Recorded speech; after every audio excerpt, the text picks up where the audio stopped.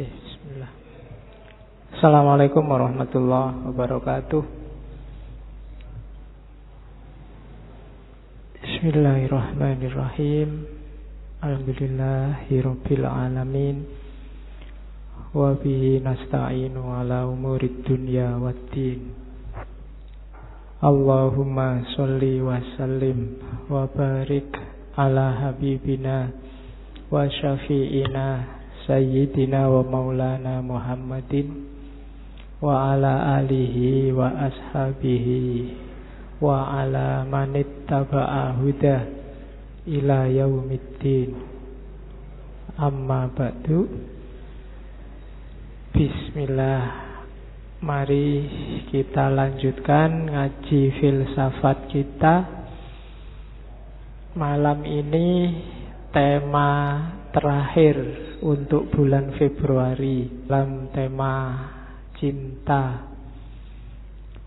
Minggu pertama kita ketemu Plato, minggu kedua Erich Fromm, minggu ketiga kita ketemu Robiah Adawiyah, dan malam ini terakhir kita ketemu Sufi besar Jalaluddin Rumi. Oke, monggo nyari tempat. Yang belum ngambil minum silahkan ngambil minum. Ya, nanti kalau ketelatan ndak kebagian. Ya, diambil aja sendiri-sendiri ya. Oke. Rumusnya tetap sama untuk ngaji kita. Fokusnya tetap pada pengayaan ilmu. Diharapkan rumusnya kayak Sokrates. Katanya Sokrates, semakin banyak ilmunya, harusnya orang itu semakin baik perilakunya. Tambahnya ilmu harus korelatif dengan semakin baiknya amal. Kenapa begitu? Mungkin teman-teman komplain, kan banyak orang ilmunya banyak tapi juga kurang ajar. Nggak, orang yang ilmunya banyak kok tetap kurang ajar. Itu kalau menurut Sokrates dia bukan orang pinter. Karena kalau orang ilmunya banyak tetap perilakunya nggak bagus, dia sedang melakukan sesuatu yang bertentangan dengan ilmunya. Dan itu akan menghasilkan hidup yang gelisah, hidup yang galau. Dan hanya orang bodoh yang milih hidup sumpek. Orang yang sudah tahu kalau korupsi itu jahat, merusak, kok tetap korupsi, itu katanya Sokrates orangnya bodoh. Maka visi kita di ngaji ini yang bolak-balik saya sampaikan, semakin nambah ilmunya, harusnya semakin baik kelakuannya. Rumusnya itu. Kalau belum, ya diusahakan. Kan cuma itu. Bismillah. Kita sekarang masuk ke seorang sufi besar. Asalnya dari Balkh. Kalau ditulisan, tulisannya Balkhi. Daerah Afghanistan. Dari sekitar awal abad 13. Jalaluddin Rumi ini lahirnya 1207 dan nanti meninggalnya tahun 1273. Sufi Jalaluddin Rumi ini terkenal tidak hanya di dunia Islam. Orang Barat juga banyak yang jatuh cinta sama Jalaluddin Rumi. Dulu tahun 2007, waktu PBB 2007 800 tahun peringatannya Rumi, itu UNESCO PBB mencanangkan tahun 2007 adalah tahun Jalaluddin Rumi. Jadi orang Barat aja banyak yang jatuh cinta, padahal kita banyak yang tidak kenal sama Jalaluddin Rumi. Jangan-jangan orang luar lebih mengapresiasi. Dan Sejauh yang saya tahu, muka kita umat Islam itu banyak diselamatkan oleh beliau-beliau ini.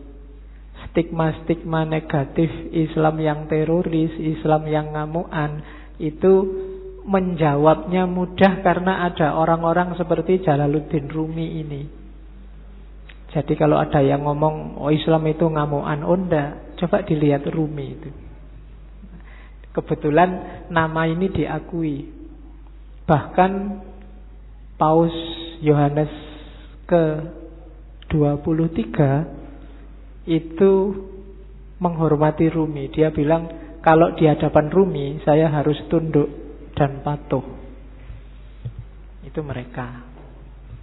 Dan jangan lagi tokoh-tokoh Muslim seperti Iqbal, termasuk juga tokoh Hindu seperti Gandhi, itu idolanya juga Rumi.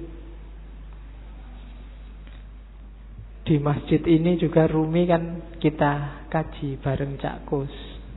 Ya, semoga, makanya kok lama sekali ya ngaji filsafat nggak ngangkat-ngangkat Rumi. Loh, tiap sekian minggu kalian kan sudah ketemu Rumi. Cuma karena banyak yang minta, ya sudahlah saya angkat di filsafat cintanya. Sebenarnya banyak gagasan-gagasan original dari Rumi, cuma malam ini kita ngomong cintanya saja. Rumi ini ayahnya sendiri itu seorang wali, seorang ulama. Gelarnya Sultanul Ulama. Namanya Syekh Bahauddin Walad. Aslinya dari Bah, Afghanistan. Afghanistan zaman dulu itu kan masuk wilayahnya Persia. Cuma waktu Rumi umur 3 tahun, Syekh Bahauddin Walad dan keluarga ini pindah ke Konya. Konya itu di satu daerah namanya Rum. Konya ini masih, kalau hari ini wilayah Turki. Makanya karena tinggalnya di daerah Rum, gelarnya, panggilannya Rumi. Asalnya dari Rum. Nama aslinya Jalaluddin. Nanti Jalaluddin Rumi ini sejak kecil sudah pintar. Bahkan begitu masuk ke Konya, beberapa tahun saat dia umur 7-8 tahun, sama ayahnya diajak sowan ke wali besar saat itu, Fariduddin Attor. Begitu Fariduddin Attor sama Rumi melihat Rumi ini saat itu berdiri di belakang ayahnya. Katanya Attor, lihatlah, lautan sedang datang, dan di belakang lautan itu ada samudra. Jadi Sufi dan wali itu biasanya lebih ngerti siapa yang jadi siapa. Dan ramalannya Fariduddin Attor benar bahwa Rumi ini nanti melebihi ayahnya jauh. Setelah ayahnya meninggal, nanti Rumilah yang menggantikan ayahnya. Kalau zaman sekarang mungkin di pondoknya santrinya banyak, 4.000-an lebih. Sehingga dikenallah nanti Rumi dengan gelar Maulana. Maulana Rumi, tuan kami, tuannya orang Rum. Itu karena kepinterannya seorang Rumi. Jadi dia profesor pinter zaman itu. Meskipun nanti ada titik balik kehidupannya yang membuat dia jadi tidak sekedar orang pinter, tapi jadi orang sufi besar. Jadi yang bikin titik balik ini nanti ketika dia bertemu gurunya, namanya Syamsu Tabriz, Syamsuddin At-Tabrizi. Ini sufi misterius yang kemarin waktu kita ngaji Sunan Kalijogo, kan waktu Sunan Kalijogo mau naik haji ke Mekah terus transit di Malaya, di Pulau Upih itu nunggu kapal, bergurulah Sunan Kalijogo pada seorang wali yang namanya Syamsu Tabriz. Kalau di Serat Jawa namanya Syekh Sutabrid. Syekh Sutabrid ini dimungkinkan wali pengembara Syamsu Tabriz ini, meskipun ada beberapa kritik termasuk ndak sinkron tahunnya, tapi bisa jadi juga. Nah, itu Rumi. jatuh cinta luar biasa sama gurunya. Jadi kalian gak usah heran kalau baca sejarahnya Rumi kok sampai segitunya ya sama gurunya. Masa gurunya cowok loh. Ya kan, biasanya sing pikirannya aneh-aneh, cowok seneng cowok berarti, enggak gitu. Ya, kayak kamu kagum sama gurumu yang kamu anggap luar biasa kan juga kamu saking harapannya, saking senengnya. Dan Rumi ekstase kalau sama gurunya ini. Rumi dapat banyak sekali pelajaran dari Syamsu Tabriz. Dari situlah Rumi kemudian mulai menarik diri dari dunia ramai. Dia mulai zuhud, mulai uzlah, yang nanti memunculkan fitnah-fitnah, bikin Syamsu Tabriz tidak nyaman di dekat Rumi, terus pergi. Ketika gurunya ini pergi, itu Rumi mengalami semacam depresi, semacam stres, ditinggal orang yang paling disayangi. Mulai keluar bakat sastranya, syair-syairnya lahir. Termasuk nanti setelah ditinggal gurunya ini lahirlah tarian paling terkenal yang kita lihat mungkin di masjid ini kemarin waktu burdan kan juga ada. Orang barat menyebutnya whirling dervish, sufi berputar, yang gambarnya orang muter-muter cepat sekali itu. Jadi itu sebenarnya waktu Rumi sumpek, suatu ketika dia ke tempatnya seorang muridnya namanya Salahuddin. Salahuddin ini pandai besi. Jadi tukang besi yang biasanya nempa besi itu. Nah, dia merenung di situ, termenung. Tiba-tiba dia dengar ketukan besi itu yang teng yang membentuk apalah kalian. Saya tidak tahu di Jogja di mana ya pandai besi. Sekarang mungkin enggak populer. Tapi dulu ada tukang besi. Nah, lama-lama bunyi ketukan ini di telinganya Rumi kedengaran kayak bunyi wirid, kayak bunyi Allah, Allah, Allah. Terus di setiap ketukannya, dan secara nggak sadar tubuhnya bergerak mengikuti irama ketukan besi itu. Dari situ nanti terus dia berputar. Dari situ nanti lahir whirling dervish yang terkenal dalam torekot yang di torekotnya Rumi itu namanya torekot Maulawiyah. Oke. Jadi torekot yang dikembangkan sesuai ajaran-ajaran Rumi. Ajaran-ajarannya dirumuskan sama sahabatnya yang namanya Syekh Husamuddin. Kalau Rumi dia nulis beberapa kitab besar yang populer, yang kita ngaji di sini sama Cak Kus itu Rubaiyat. Rubaiyat itu 1600 bait syair. Nanti kitab yang dia tulis paling terkenal lagi Diwanu Syamsu Tabriz. Ini pujian-pujian syair tentang gurunya Syamsu Tabriz. Tentang gurunya juga dia tidak cuma nulis diwan, tapi nulis maqalatus Syamsu Tabriz. Dia juga nulis maktubat. Yang paling terkenal dari Rumi secara internasional juga adalah Masnawi. Masnawi ini bagi beberapa tokoh disebut Qurannya Persia, karena ditulis awal pakai bahasa Persia. 25.000 bait syair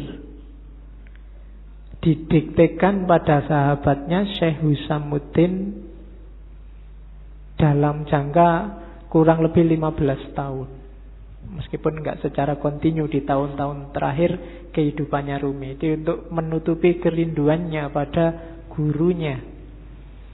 Syekh Husamuddin ini sahabatnya yang bertugas mencatat syair-syairnya Rumi. Jangan salah, Rumi itu kalau bersyair enggak pakai mikir, enggak pakai nulis.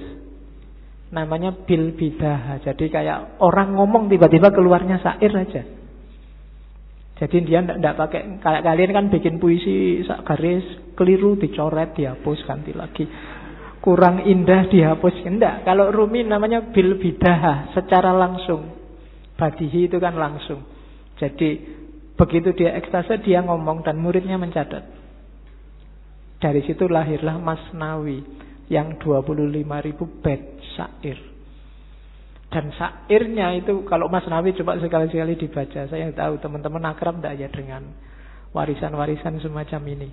Saya dulu zaman mahasiswa sukanya yang terjemahannya Nicholson itu.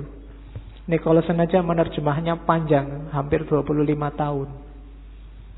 Menerjemah karyanya Rumi mulai 1925 sampai 1950. Orientalis itu mau sekian puluh tahun menggeluti karya umat Islam. Jangan dibandingkan sama kita. Ya, nanti kita malu. Kita kan bisanya cuma marah-marahin orientalis. Padahal kita tidak mau setekun orientalis untuk belajar Islam. Itu kelebihan kita hari ini. Iya, kita kan senengannya nesu. Kalau ada yang nggak cocok dikit marah-marah. Kemarin saya waktu di Jakarta ada wartawan yang tanya, Pak Faiz, ngaji filsafat itu kitabnya apa? Tidak ada kitabnya. Lah kok tidak ada kitabnya? Ya memang tidak ada. Lah terus pakai apa? Tak bilangin kitabnya itu kitab cahaya. Ya kan kitabnya cahaya atau kita? Iya. Jadi terus yang datang itu siapa aja kan? Biasa tak pakai guyon itu kan. Yang datang ke sini itu semuanya bercahaya. Karena senengannya pegang HP, dipegang wajahnya bercahaya semua. Ada yang tanya gitu.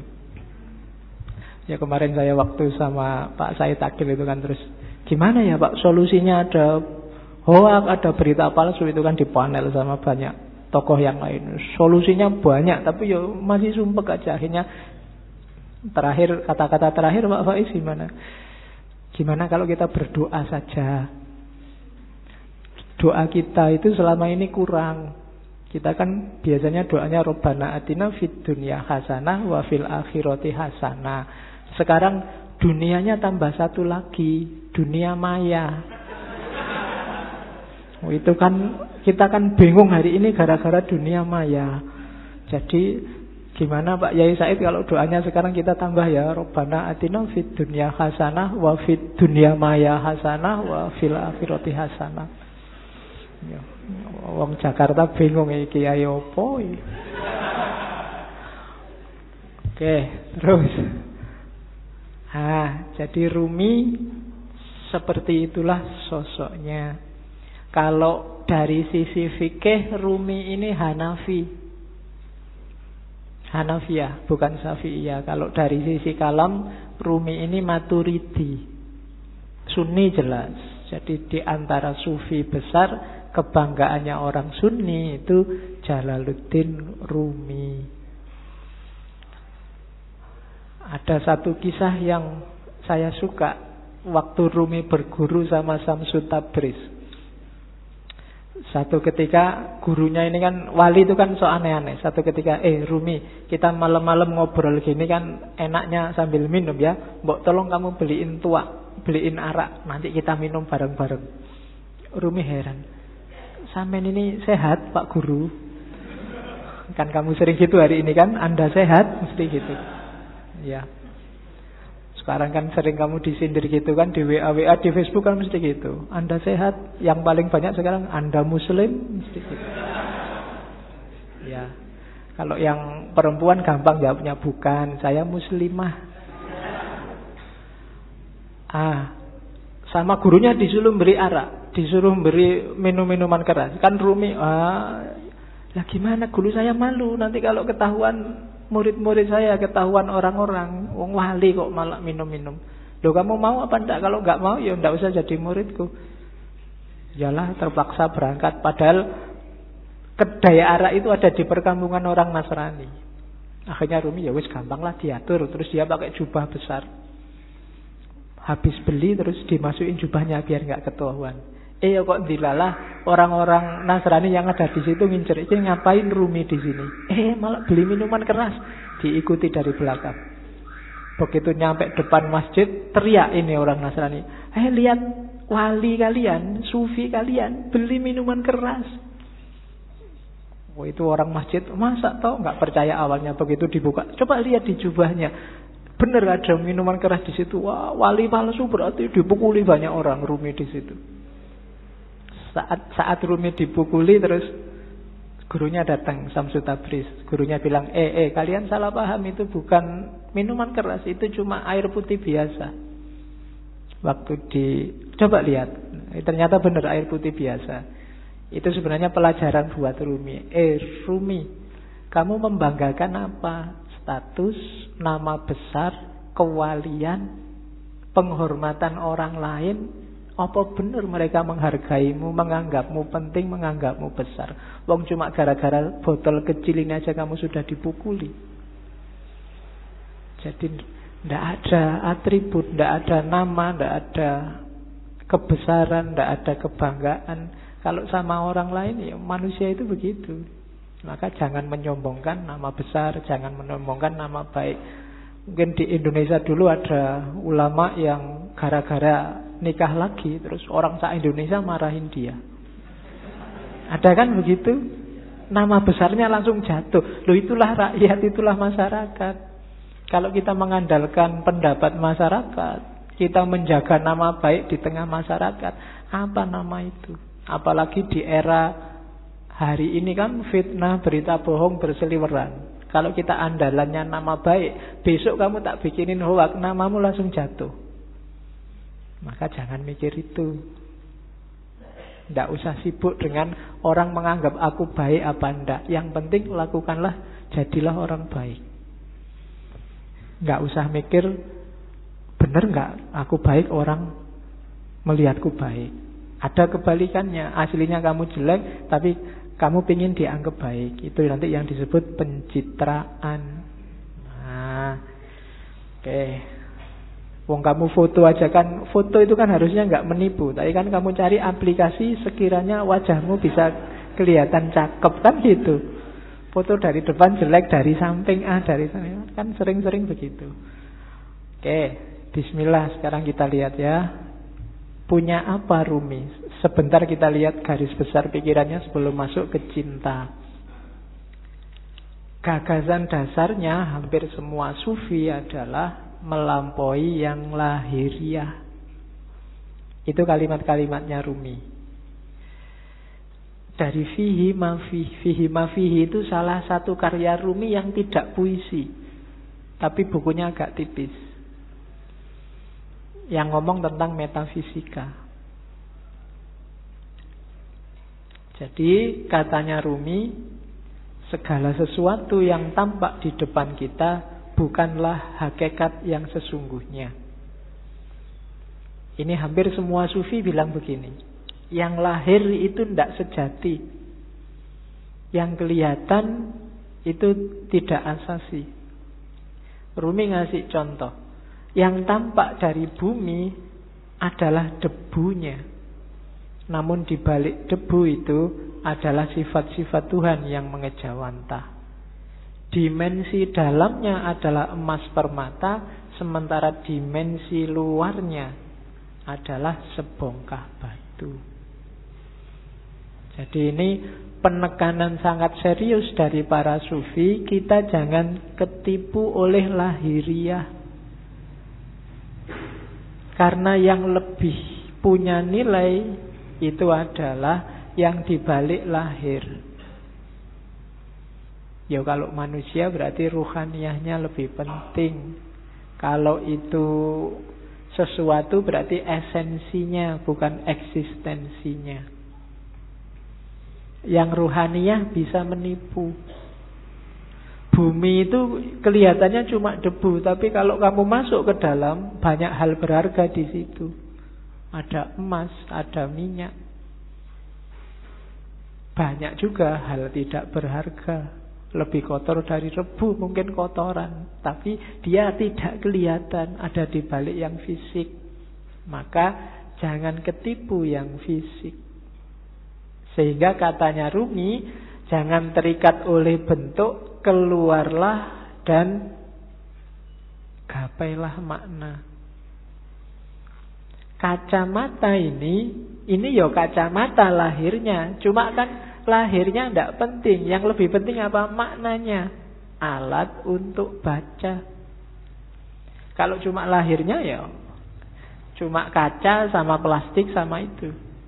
Dia jadi bermakna karena apa? Ada sesuatu yang dikandung di balik yang fisik apa, dia bisa dipakai untuk baca. Itulah makna. Atau mungkin pas apa? Kamu gatel terus dipakai untuk garuk-garuk. Ini kan makna namanya. Kelihatannya tidak penting, tapi dia maknanya apa itu lebih penting. Teh ini misalnya. Ini kan minum. Biar kamu hausnya hilang. Menghilangkan haus itu makna dibalik barang yang warnanya coklat ini. Itu lebih penting. Jadi haus yang hilang itu lebih penting daripada teh yang warnanya coklat ini. Jadi bukan tehnya, kualitas apapun teh misalnya, kok tidak bisa menghilangkan haus ya, kamu tidak nganggap penting, mungkin tidak kamu minum. Bismillah ya, dicoba ya menghilangkan haus benar apa. Oke. Tidak usah dijawab. Kamu nunggu aku ngomong menghilangkan haus apa enggak ya? Ya mesti wae, masuk kamu umur berapa baru paham kalau teh menghilangkan haus. Oke ya, yang terakhir itu bagus. Hati-hati, jangan tertipu. Banyak hal yang kau anggap sebagai penyebab sebenarnya adalah hijab. Ini penting. Banyak hal lahir, yang lahir ya, karena ini ngomong yang lahir sama yang batin. Yang lahiriah, yang kelihatan, kita nganggapnya ini sebab. Baju membuat kita ganteng. Kemudian amal baik membuat kita masuk surga. Macam-macam yang lahir-lahir ya. Katanya Rumi, hati-hati. Yang kita anggap sebab sering-sering malah jadi hijab. Hijab itu sesuatu yang menghalangi kita, malah menjauhkan kita dari Allah. Banyak hal yang kita anggap, oh gara-gara amalku yang ini loh, sekarang aku jadi tentrem hidupku. Seolah-olah kamu yang bikin hidupmu tentrem dengan kamu beramal. Allah tidak main di situ. Itu yang disebut hijab. Perannya Allah kamu hilangkan. Kamu menjauh dari Allah gara-gara yang kamu anggap sebab tadi. Gara-gara amalku ini sekarang rezekiku berkali lipat. Amalmu itu kan sebab. Itu loh. Kamu nganggap dengan kamu beramal terus Allah ngasih kamu. Jadi kayak kamu bisa merentah Allah. Ini hijab kalau bahasanya Rumi. Bikin kamu malah jauh dari Allah. Seolah-olah kamu yang mengatur ceritanya. Padahal bukan. Kan sering ya yang ceramah-ceramah, mari kita sedekah sekian, nanti baliknya sekian. Ya, dompet, mana dompet? Kan mesti gitu. Sering-sering. Nah, enggak. Iya mungkin begitu, tapi jangan dianggap sebabnya itu. Terserah Allah lah. Misalnya Allah menjanjikan 7.000 terus kamu cuma dikasih 5.000, apa ya? Kamu bisa komplain. Atau ayatnya bilang 7.000 terus kamu dikasih 700.000, kan ya enggak suka-suka Allah. Amalmu bukan sebabnya. Kalau kamu merasa amalmu sebabnya, kalau kamu merasa yang lahiriah sebabnya, biasanya terus jadi hijabmu yang bikin kamu jauh sama Allah. Seolah-olah yang bikin cerita dirimu. Sodakoah biar nggak ketemu bencana. Seolah-olah kamu yang ngatur ceritanya. Itu yang oleh Rumi disebut hijab. Jangan salah, yang lahir-lahir, yang sering kita anggap sebab, itu ternyata nantinya berubah jadi hijab. Jadi lampauilah yang lahiriah itu. Terus, nah, kata-kata Rumi lagi. Kalau manusia dianggap manusia dari fisiknya, dari lahirnya saja, maka Muhammad dan Abu Jahal itu memiliki kualitas yang sama. Lukisan di dinding pun persis seperti manusia. Lihatlah apa yang kurang, lukisan indah itu kehilangan ruhnya. Jadi manusia juga begitu. Jadi manusia atau tidak yang sejati tidak tergantung fisik, tapi tergantung dimensi batinnya. Kalau hanya fisik, maka Muhammad dan Abu Jahal itu ya sama-sama Arabnya, sama-sama punya jenggotnya, sama-sama pakai jubahnya, sama-sama pakai bahasa Arab, sama-sama takbir. Mungkin. Tapi yang membedakan apa? Ruhaniyahnya, batinnya. Maka kalau menilai, patokannya jangan luarnya. Kalau kamu menilai orang baik, wah ini pakai jenggot, pakai baju jubah, batuknya hitam, radikal mesti. Nah, itu namanya kamu hanya dari lahirnya. Oh, pakai kopiah, pakai sarung santri, bid'ah mesti kelakuannya. Nah, itu cuma dari lahirnya. Apa yo ngerti? Cuma dari lahir, kan begitu. Kalau hanya kamu lihat lahirnya, mungkin yo bintang-bintang film itu yo harusnya sangat berkualitas, superhero atau main jadi wali, kan ada itu jadi kiai itu. Kalau cuma lahirnya loh ya. Oke, jadi ndak lampaui yang lahir, jangan ketipu oleh yang lahiriah. Banyak orang tertipu di situ. Jadi katanya Rumi, duhai saudara, engkau adalah apa yang kau rasakan dalam pikiranmu. Selain itu hanya tulang dan daging. Kalau kau anggap dirimu bunga, maka engkau adalah taman bunga. Kalau kau anggap dirimu semak berduri, maka engkau hanyalah bahan bakar perapian. Itu maksudnya Rumi, ayo kita garap wilayah batin kita. Kamu nganggap dirimu hari ini apa? Sebagai manusia. Jangan berhenti di kulit dan daging. Jangan sibuk mikir, aku sudah ganteng apa belum ya? Hari ini kayak gimana kelakuanku yang fisik-fisik, enggak. Coba dilihat batinnya dulu, dibereskan. Kalau yang dalam sudah beres, keluarnya pasti bagus. Itu maunya Rumi. Kalau dalamnya masih belum beres, ya susah. Jadi lampaui dulu yang lahir. Oke. Bahkan banyak amalan-amalan ibadah lahir di banyak hadis jadi tidak bernilai ketika batinnya tidak ikut. Kan banyak itu kan, kam min so'imin, berapa banyak orang puasa hanya dapat lapar dan haus, berapa banyak orang sholat hanya dapat capek fisiknya saja, dan seterusnya. Itu berarti apa? Kualitas lahirnya beres, tapi kualitas batinnya belum. Puasa tapi tidak ada menahan dirinya, kan itu yang di hadis itu maksudnya.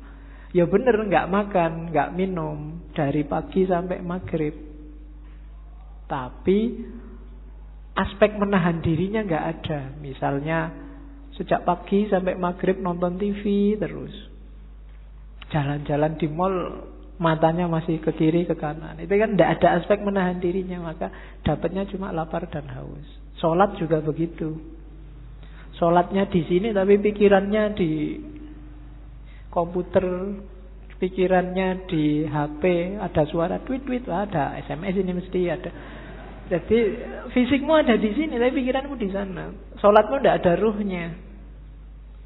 Bilang Allahu Akbar tapi otomatis kayak robot. Baca Fatihah tapi Fatihahnya tidak hadir dalam dirimu. Itu persis kayak HP-mu yang bisa ngaji, tidak ada ruhnya. Ya, mungkin dulu pernah tak ceritainnya, ada yang tanya pada Kiai, Pak, HP yang bisa ngaji itu kalau dibawa ke WC kira-kira boleh enggak, Pak? Kan itu Quran. Jawabannya susah. Ada kiai ulama Arab yang jawab boleh.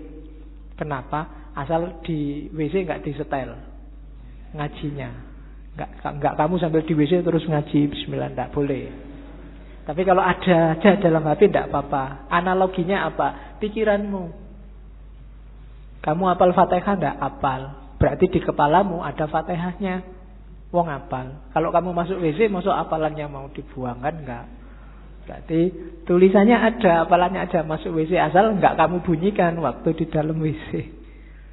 Nah, itu HP-nya saja itu kan tidak ada ruhnya. Jadi kalau kamu ngaji, kalau kamu sholat, ketika jiwamu nggak hadir, batinmu nggak hadir, ya cuma dapat wadahnya saja, tidak ada isinya. Bahkan mungkin lebih bagus HP-mu, tartilnya jelas. Iya, kalau kamu ngaji dewe kan masih pelekak-pelekuk. Nah, jadi rumus pertama katanya Rumi, yuk dilampaui yang lahiriah. Jangan berhenti hanya sudah bisa melakukan amal-amal lahir. Dibereskan dulu yang batin. Oke, rumus selanjutnya. Ini sebelum cinta ya, belum, biar nanti paham apa maunya Rumi.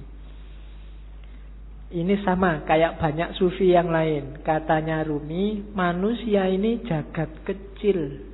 Bahasa filsafatnya mikrokosmos. Alam sohir. Alam semesta ini alam kabir. Dalam diri mikrokosmos ada makrokosmos, ada dalam dirimu terkandung semua unsur-unsur alam semesta. Makanya Al-Quran menyuruh lihatlah sekelilingmu dan lihatlah dirimu sendiri. Karena dalam diri kita, apa yang ada di alam, dalam diri kita ada, dalam bentuk mini. Unsur-unsur alam apa saja itu sebenarnya ada. Mineral kah, air, api, udara, tanah, ada semua dalam diri kita. Jadi kita ini mikrokosmos. Maka pertama-tama pahamilah dirimu, kenali dirimu, lihatlah ke dalam. Nah, kalau sudah paham diri kita, kita akan paham alam semesta. Karena dalam diri kita ada seluruh alam semesta. Kalau kita sudah paham alam semesta, kita akan paham Allah. Karena alam semesta ini manifestasi dari sifat-sifat Allah semuanya. A sampai Z. Makanya ada hadis yang bilang man arofa nafsahu faqad arofa rabbahu. Barang siapa kenal dirinya, dia akan kenal Tuhannya. Rumusnya apa? Dalam diri kita ada alam semesta, makrokosmos. Makanya kita disebut mikrokosmos. Begitu kita paham makrokosmos dan mikrokosmos, kita akan paham tentang Tuhan. Kenapa? Karena alam semesta ini isinya adalah manifestasi dari semua sifat-sifat Tuhan. Tuhan yang penyayang, Tuhan yang pemaaf, Tuhan yang teliti, Tuhan yang maha adil, dan seterusnya. Itu kan ada di alam semesta ini. Keadilannya, sayangnya, dan seterusnya itu kan bisa kita lihat di jagat besar, termasuk jagat kecil diri kita sendiri. Betapa telitinya Allah. Misalnya matahari itu kalau lebih dekat 10 cm aja dari bumi, bumi tidak akan kuat, dia akan terbakar dan kalian tidak bisa hidup.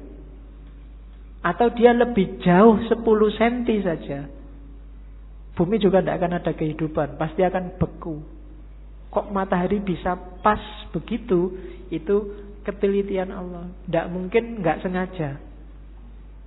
Itu iseng aja Pak, nggak sengaja. Tidak, itu Allah yang teliti. Tubuhmu kan juga teliti. Sikunya pas gini, coba sikunya di sini mungkin kamu ya susah. Ya kan? Kenapa yang tumbuh terus rambut ini kok nggak tumbuh terus? Kalau jenggot bisa panjang tapi ini nggak bisa panjang, dan seterusnya. Itu kan ketelitian Allah. Dalam alam zohir dan alam kabir, kamu bisa membaca semua tanda itu dan menemukan Allah dan memahami Allah.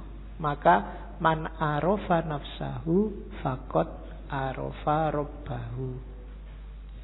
Jadi manusia sebagai mikrokosmos dan makrokosmos.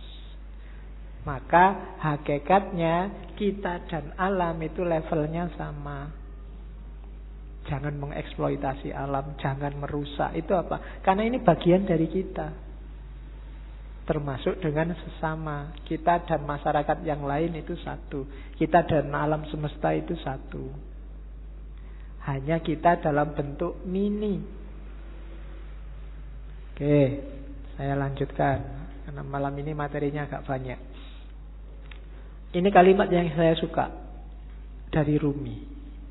Jangan engkau seperti iblis, hanya melihat air dan lumpur ketika memandang Adam. Lihatlah di balik lumpur beratus-ratus ribu taman yang indah.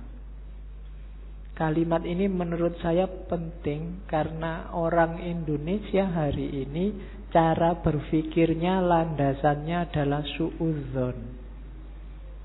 Nganggap orang lain jelek, khususnya yang berbeda dengan dirinya. Kalau sudah benci, tidak ada baiknya sedikit pun. Itu disindir oleh Rumi. Orang kayak gini, kayak iblis, yang melihat Adam hanya dari sisi air dan lumpurnya. Tidak melihat bahwa siapapun itu kalau manusia, di balik yang fisik yang kelihatan, mungkin yang kurang ajar, yang jahat, yang ada entitas ketuhanan. Ketika di Al-Quran Allah bilang wa nafakha fihi min ruhi, dan kutiupkan dalam diri manusia itu sebagian dari ruhku. Itu kan ya untuk semua manusia, tidak cuma untuk orang baik saja. Ya orang jahat ya ada ruhnya juga, yang bagian dari Allah. Hanya saja di orang-orang yang jahat, yang jelek ini, ruhnya Allah ini terhijab banyak sekali dia, sehingga tidak kelihatan, sehingga gelap. Tapi dia tetap manusia, harus ditolong. Tidak kayak iblis, dilihat jeleknya saja pokoknya. Nah, yang melihat jeleknya saja itu hanya melihat air dan lumpurnya Adam. Padahal Adam itu punya ribuan, ratusan ribu taman yang indah. Manusia itu indah. Kehidupan manusia juga indah. Ya kita sendiri yang sok-sok merusak. Dengan nafsunya tentunya ya. Hari ini kita sering jadi iblis. Kita ya jangan nunjuk orang lain. Biasanya nek wis benci kan terus gak ono api belas. Sejahat apapun orang, pasti ada sisi-sisi tertentu dalam hidupnya yang masih baik. Perampok, pembunuh itu kalau pas dia makan, ya ketika dia makan ini baik, wong dia memelihara jasad titipan Allah dalam dirinya. Waktu dia pulang, misalnya punya anak kecil terus ndulang anaknya, itu ya baik. Mungkin terus dia mandi, menjaga kebersihan, itu kan juga baik. Mungkin di antara hasil curiannya eman-eman ini, sedekah sebentar, tetanggaku ada yang tidak, iki yo apik meskipun barang colongan itu tadi. Malingnya jelek iya, ngerampoknya jelek, tapi banyak sisi yang baik dalam kehidupannya. Tapi kalau begitu kita benci, yang baik-baik ini enggak kita lihat. Sebaliknya kadang-kadang juga begitu kita suka, yang jelek-jelek enggak kita lihat. Nah, maka yang penting yang pertama jangan kayak iblis ya, suka benci orang lain. Kalau ada orang tersesat, diingatkan. Kalau dia ngeyel, ya sudah, kan gitu rumusnya. Ada orang mau ke Jakarta kok jalannya ke timur, ya jangan dimarahi, jangan dipisu-pisui, dipukuli, kurang ajar kamu ke Jakarta kok ke timur, kan enggak. Ya mas, Jakarta itu ke barat, sampai kok jalan ke timur. Ya suka-suka saya dong. Ya sudah, kan gitu aja. Hari ini kan kamu gitu, ada orang kamu anggap sesat, terus kamu marah-marahi, kamu pukuli, nggak ditunjukkan yang benar gimana. Tunjukkan ya, tugas kita kan cuma tabligh, sampaikan aja. Kalau nggak diterima ya sudah. Perkara nanti kamu kesasar mau ke Surabaya kok terus nyampe Banyuwangi, mau ke Jakarta nyampainya Banyuwangi, ya dinikmati saja. Urusannya dia. Nah, yang penting kita jangan jadi iblis. Kalau ada orang beda, orang kita anggap sesat, terus kita lihat jeleknya saja. Terus, ini penting juga, akal. Rumi termasuk orang yang memposisikan akal tidak sebagai puncak. Akal itu penting, tapi akal hanya transit. Akal harus dilampaui. Tidak boleh orang berhenti hanya di akal. Di Masnawi itu ada cerita yang mungkin sering dikutip orang. Cerita ahli bahasa dan tukang perahu. Jadi ada ahli bahasa naik perahu sama tukang perahunya. Sambil naik perahu terus ngobrol. Mas, tukang perahu, sampean ngerti nggak kalimat majemuk itu apa? Nggak ngerti, Pak. Sampean sudah tua, kalimat majemuk aja nggak ngerti. Rugi sampean hidup itu. Sampean ngerti nggak kalimat sastra itu kayak gimana? Nggak tahu, Pak. Apalagi sampean sudah umur tua gini sastra aja nggak ngerti. Buat apa umur sampean dihabiskan? Sampean ngerti nggak? Pokoknya diajak ngobrol gitu, dimarahi terus, dilecehkan terus. Tiba-tiba terus ada badai. Kapalnya mau tenggelam, katanya yang punya perahu, waduh ini Pak, sampean bisa nggak berenang? Nggak bisa. Sampean sampai tua berenang aja nggak bisa, ya wassalam, sampean mati, bye-bye, tak tinggal ya, sudah selesai. Nah, itu cerita ini terkenal, nanti variasinya macam-macam. Tapi ini Rumi mau nyindir bahwa ya bolehlah ada orang pinter, tapi sepinter-pinternya orang itu kan sesuai bidangnya. Yang pinter filsafat mungkin tidak ngerti sama sekali tentang fikih. Yang pinter fikih mungkin tidak ngerti tentang kalam. Yang teknik mungkin tidak ngerti tentang kedokteran. Sak jago-jagonya Habibie, kamu tanyain, Pak Habibie, ngerti nggak teorinya Ghazali tentang? Tidak ngerti dia. Dia ilmunya penerbangan. Jadi tidak. Maka orang pinter yang sombong itu janjane orang bodoh. Sepinter apa sih dia? Ilmunya seluas apa sih? Tidak ada. Orang itu selalu pinternya fakultatif, sesuai fakultasnya masing-masing. Tidak ada ilmu universal. Makanya tidak ada kuliah di universitas, yang ada di fakultas. Universitas cuma mengkoordinir. Kalau digabung dari banyak fakultas, jadilah universitas. Kan logikanya begitu. Jadi cerita ini sebenarnya Rumi main nyindir, enggak. Sejago-jagonya akalmu hanya bisa menangkap sesuai pengalamanmu masing-masing. Tidak akan lebih dari itu. Tapi saya ngerti dunia luar angkasa loh Pak. Ya, paling kamu pernah baca buku tentang luar angkasa, kan itu aja. Filsafat saya juga ngerti, matematika juga ngerti. Yang kebetulan kamu ngalami membaca atau ngalami belajar. Yang tidak ya enggak. Sokrates mungkin orang paling pinter, tapi sama istrinya urusan nyambel apa urusan bikin sayur itu tetap menang istrinya. Ya kan? Sepinter apapun Immanuel kan, kalau bannya bocor, kan ada cerita satu ketika Immanuel kan bannya bocor, sadelnya patah. Begitu nyampe di tukang sadel, Immanuel kan pengen nguji yang punya, tukang sadel tolong saya dibikinin sadel yang pakai rumus trigonometri plus 2 kali. Dari tukang sadel tidak bisa saya. Kalau sadel biasa bisa, kalau pakai rumus macam-macam tidak bisa. Ya memang beda ilmunya. Jadi yang pertama catatannya akal itu tidak segalanya. Kalau kita hanya bersandar pada akal, maka kita bersandar pada batas pengalaman kita sendiri. Karena sejauh apapun ilmu kita, ya sebatas yang pernah kita alami. Ilmunya mahasiswa filsafat pasti beda dengan mahasiswa pendidikan, pasti beda dengan mahasiswa teknik. Itu batasnya akal. Jadi saya bilang tadi, akal hanya transit. Katanya Rumi, akal, jasmani, lahiriah ini harus sih, cuma dia bukan tujuan, dia hanya alat. transit kita untuk menggapai yang lebih dalam, lebih tinggi, wilayah ilahiyah. Jadi jangan dihentikan akal untuk akal. Atau kalau fisik misalnya harta untuk harta, tidak bisa berhenti di situ. Karena hidup kita ini rumusnya adalah inna lillahi wa inna ilaihi roji'un. Dari Allah dan sekarang sedang berjalan menuju Allah lagi.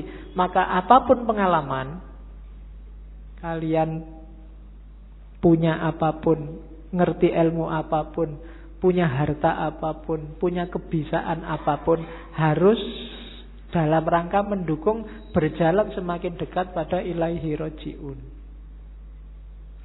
Termasuk akal. Kita dikasih Allah akal, panca indera, itu sebagai sangu untuk ilaihi roji'un. Jangan sampai tersesat. Bahkan Allah saking sayangnya sama kita, gak cuma itu, kita dikasih buku pedomannya langsung, namanya kitab suci. Gak itu juga, karena khawatirnya kita gak mau baca, kita dikasih nabi juga, dikasih rasul juga. Dalam rangka apa? Biar langkah kita ilaihi roji'un ini pas, gak keliru. Maka katanya Rumi, akal kita, panca indera kita, apapun yang kita bisa, yang kita miliki, ini harus jadi jalan, harus kita lampaui menuju ilaihi roji'un tadi, dalam rangka bertemu dan berjumpa sama Allah. Kalau enggak, berarti satu di antara dua. Kalau bukan kesia-siaan yang nanti kita sesali, mungkin juga ketersesatan. Sia-sia itu tidak ada gunanya, kita tuas capek. Tersesat itu kita nyeleweng, jalurnya tidak ilaihi roji'un. Kalau Al-Quran bilang yang bisa ilaihi roji'un itu nafs mutmainnah. Ya ayyatuhan nafsul mutmainnah, jiwa yang tenang. Maka tugas kita di dunia ini bikin nafs kita mutmainnah, biar nanti bisa ilaihi roji'un, bisa kembali dengan mulus, dengan lancar pada Allah. Nah itu akal. Jadi termasuk ngaji ini ya. Ngaji ini tidak boleh bikin semakin jauh dari Allah. Harus bikin paling tidak selangkah kecil lebih dekat sama Allah. Kalau enggak, mending kamu tidak usah ngaji. Kalau ada ya Pak, saya itu ngaji filsafat terus jadi nggak yakin Allah itu ada apa enggak. Terus kamu tidak usah ngaji lah kalau gitu. Kok waktu ditanyain Allah besok kamu nunjuk aku. Ah itu yang ngajari Pak, nanti gitu aku susah aku. Enggak, pokoknya apapun harus bikin kamu selangkah lebih dekat. Kuliah juga begitu. Kamu kuliah juga, target sementaranya sih untuk penyemangat itu kan yo IP lah, pekerjaan lah, tapi harusnya kuliahmu bikin kamu semakin dekat sama Allah. Makan juga begitu, tidur juga begitu, pacaran juga. Ya jadi kalau punya pacar, bilang ke pacarmu, kita komitmen ya, kita pacarannya semakin mendekat ke Allah. Ya diatur sendiri rumusnya, kamu yang ngerti. Ya, kalau mau pegangan tangan, bismillahirrahmanirrahim. Ya, kalau sudah alhamdulillah. Oke. Itu maunya Rumi. Jadi apapun fasilitas yang diberikan Allah pada kita sekarang, manfaatkan itu untuk ilaihi roji'un. Hakikat kita ada di situ. Dan semua yang bikin kita semakin jauh dari ilaihi roji'un, hindarilah. Termasuk mungkin yang casingnya. Casing itu kan tampakan luarnya, kelihatannya ini sangat agama deh, kelihatannya ini sangat islami deh, tapi kok rasanya bikin kamu semakin gak dekat sama Allah, mending dijauhi. Oke, itu Rumi. Saya ingin ngomong sedikit tentang ini. Tarian berputar Darwis, Whirling Darwis. Di tarian ini ada beberapa kunci ajarannya Rumi. Ya kalian lihat kemarin di masjid juga ada. Itu ada rumusnya. Mungkin kalian lihat dengan semakin muter semakin cepat, semakin lemah semakin cepat. Ada yang tanya, kok enggak pusing ya? Enggak. Ada rumusnya. Kalau pengen enggak pusing, yang pertama, waktu muter, kepalanya jangan ikut muter. Jangan ikut geleng, jangan ikut ngangguk. Yang kedua, jangan merem. Kalau merem, ada kecenderungan lebih pusing. Yang ketiga, jangan lirak-lirik. Pandangan matanya harus lurus. Jadi yang gerak cuma badannya. Posisi tangan itu penting. Tangan kanan menunjuk ke atas, tangan kiri ke bawah. Ini menjemput, menunggu hidayah dari Allah. Kalau sudah dapat, disebarkan ke bawah. Jangan dilek dewe bahasa Jawane. Aja dipek dewe. Kalau dapat ilmu banyak, kalau dapat yang penting-penting, ya disebarkan. Jangan pelit. Jangan nunggu diundang dan dibayar baru mau ngajar. Ya. Wong ilmu kamu nggak beli. Saya selalu bilang ilmu itu bukan karena usaha kita, tapi dikasih Allah. Kalau belajar itu kewajiban kita, tapi dapat ilmu atau tidak itu terserah Allah. Makanya kadang-kadang ada mahasiswa kuliah kok ngantuk. Jangan dimarahi, mungkin memang belum rezekinya dapat ilmu dari dosennya. Jadi ini menjemput hidayah, yang ini menyebarkan. Terus mutarnya berlawanan dengan jarum jam. Yaitu ada filosofinya. Kayak tawaf itu kan berlawanan dengan jarum jam juga. Ya mungkin filosofinya, kalau manut jarum jam itu berarti ikut ritmenya dunia. Ikut ritme sehari-hari. Tapi yang spiritual itu ritmenya dibalik. Kita geraknya tidak mendatar tapi ke atas. Saya sering ngasih ilustrasi. Kalau kamu sudah masang mur itu, kamu muternya kan harus berlawanan dari arah jarum jam, baru murnya lepas ke atas. Tapi begitu kamu searah jarum jam, murnya akan semakin mancep, semakin ke dalam.